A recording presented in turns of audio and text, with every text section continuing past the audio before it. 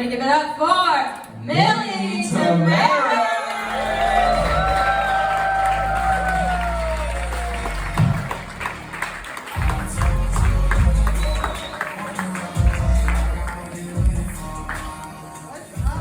Hello? Hey! Ladies, if you give a man a compliment, he'll never remember, but if you neg him, he'll keep it in his heart. Thanks, Steve, for the great introduction. We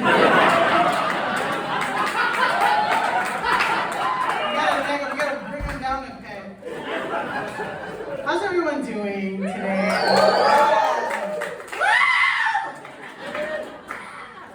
We just had a pandemic. That was ass. Yeah, I think pandemic. Who stayed in New York City during the pandemic? I did that joke once in like the East Village, and like nobody raised their hands. In case you're wondering if NYU is in session, it is. They all came back. Yeah, pandemic was weird, but the benefits of staying in New York is that there's like a new wave of white flight.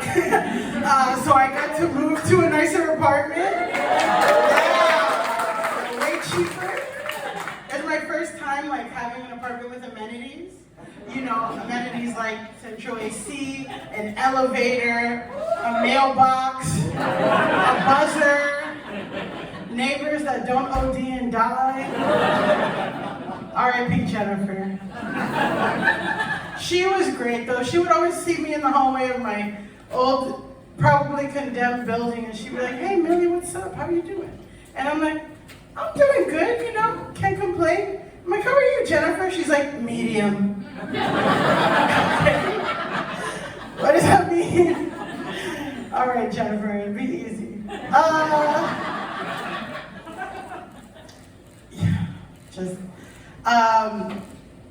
Pandemics. A lot of people broke up during the pandemic. Did anyone else break up here in the pandemic? Had like a break? Yeah, okay, you're like, okay, so this, when someone does this, they're still fucking.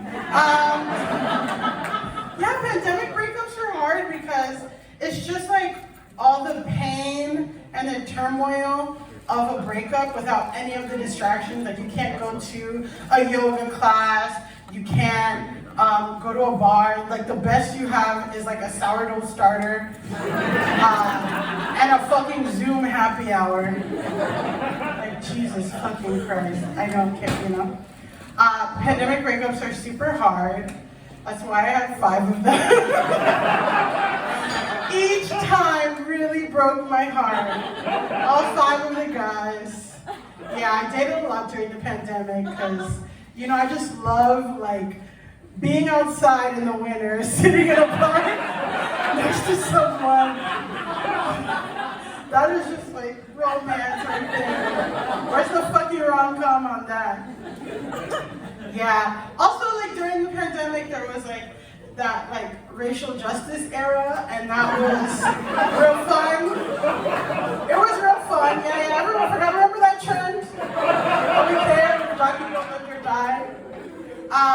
Yeah, you know, it was like obviously, you know, being, you know, black in America is like tiring. Being anti-racist is fucking really difficult. Obviously because, you know, you have to deal with racism, but also like unlocking and decoding what shit means online and stuff. I don't know. There was like an Instagram account called Justice for George Floyd that showed like different protests around the city. And there, you know, you just had to like know what it was about before you showed up. One time I like went to one and it was like drop the location and I was ready. I had like my bandana and I was like, okay, I'm ready to fucking protest. And I get there and it was a 5K. It was a 5K race.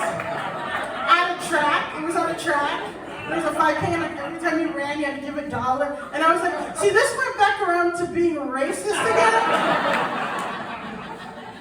What the fuck? They're like, you can walk it. I'm like, no! This is like, someone they walk somewhere across. I'm not gonna, you know, a few days ago I I was in Rockaway Beach, like, and I made the wrong right, and it was like the racist part of Rockaway Beach. And yeah, like you see, like, you know, there's so much symbolism. You know, there's like the flags, like Blue Lives Matter and all this shit and whatever, Punisher, whatever. But then I saw an American flag with a green line in it, and I was like, what the fuck is this? And I researched it online. And the green line is park rangers. Why are y'all racist? Is there police brutality in Yellowstone? What the fuck is going on? It's exhausting. I gotta like know all the symbols and codes and fucking geotags. Jesus. You know, a lot of people when they meet me, they're like, oh, like, I didn't know you didn't grow up in New York, and that's good. It's the last thing I want is for someone to meet me, look me up and down, and be like, you're from Florida, huh? That sounds like my nightmare. Yeah, no, I'm from Florida, unfortunately. But you know, whatever, it gives you a little zazz. You know, like, you don't know if I'm gonna stab you or not. It's cool. Yeah. So I'm also Dominican, which is great. Woo! So right now, the most popular Dominican woman in America is Cardi B. And she, woo, yeah. So Cardi B like gets a lot of smack in the Dominican community because, you know, they're like, oh, she's so ratchet. That's not how Dominican women are. She doesn't represent us. And just to recap, Cardi B is married to Offset. Offset cheated on her. Cardi B went to the hookah bar where that woman works, beat that woman's ass, filed for divorce, unfiled for divorce, and had another kid with him. That is 100% all Dominican women. That is all of us. That is a perfect representation. There is something in our DNA that like built us for like this like denial, delusion. It's the same gene that makes us think it's a good idea to get our hair straightened before we go to the beach. They love doing that.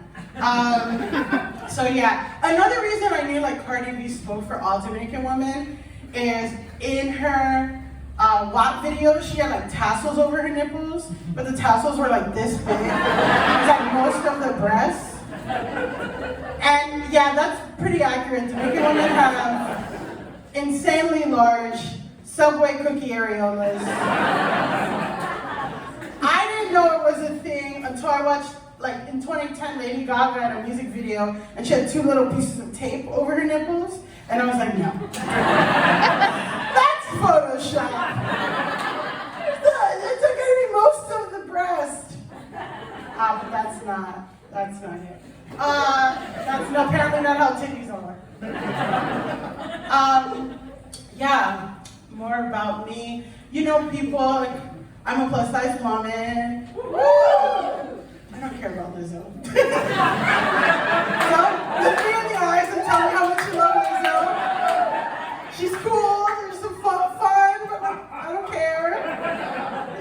I love Lizzo. Like, squeezing my arm. Okay, I'm sorry. Yeah, but you know, when you're a plus size woman, people say things to you, you know, they're just like, you know, you have so much personality, like there's like a skinny person inside of you waiting to come out. And I'm just like, okay, hold on. That's only the 4 times a year I have sex, and he's doing great. But yeah, you know, people just, you know, say like, yeah, you have so much personality, so much pizzazz, and it's like, yeah, you know who else had personality and pizzazz? Fat Albert. And he had a whole show around him. I'm sure he just wanted to be called Albert. But they're like, no, you're Fat Albert. And that's like not the most problematic thing Bill Cosby has done. Yeah, so, you know, just, I'm almost wrapping up. I see it. I see it, yeah, thanks. You know, a lot of people are like, confidence? People ask me this every day. People stop me like, where do you get your confidence? And it's just, you know, I'm an Android owner. To own an Android, you really have to be firm in yourself. You cannot be held down to society at all. You can stand, and I cannot wait to tell my grandkids one day, listen, you know when I was growing up, I used to have to buy my apps in a different store. And they'd be like, Abuela, no, and I'm like, yes. And guess what? The people who made those rules are still alive today. Not a metaphor for anything. But yeah, you know, I'll leave you with this. I kind of feel bad for skinny women. Like, there's just the way that, like, there's just, like, I know I orgasm way harder than any skinny woman. And it's like, it's just a certain position that only fat women can do. And it's like, it comes from being on top, but not really being on top. It's just the look in the man's eyes when you're like, I want to go on top, and he's like, okay. And that makes me come so hard. Thank you so much.